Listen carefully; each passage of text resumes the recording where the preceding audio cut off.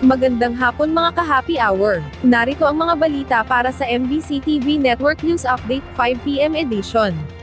Patuloy na mga programa sa AFP, tiniyak sa kabila ng nalalapit na pagretiro ni AFP Chief General Bronner.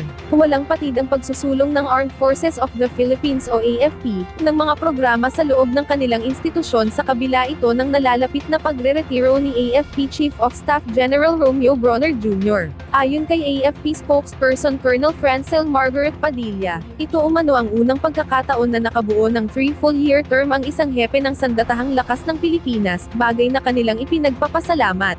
Wala ring magbabago sa mga isinusulong nilang programa magpalit man ng liderato ang AFP at lalong hindi mapaparalisa ang kanilang operasyon dahil sa pagre-retiro ni AFP Chief Bronner. Tiniyak din ni Padilla sa sambayan ng Pilipino na hindi titigil ang hukbong sandatahan ng Pilipinas sa pangangalaga ng soberanya ng bansa, at pagpapatupad ng kanilang misyon at mandato, lalo't ito ang kanilang sinumpaang tungkulin.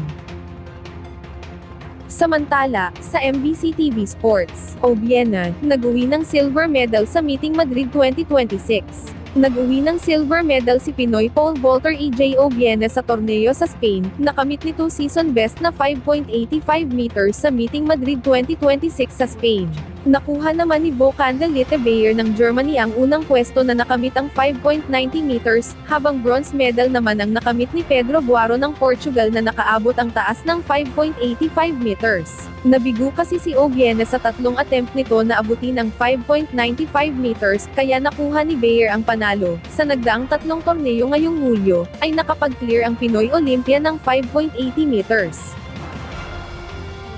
At yan ang mga balita para sa MBC TV Network News Update 5 PM edition. Samahan ninyo kami bukas, mula alas 9 ng umaga, hanggang alas 5 ng hapon.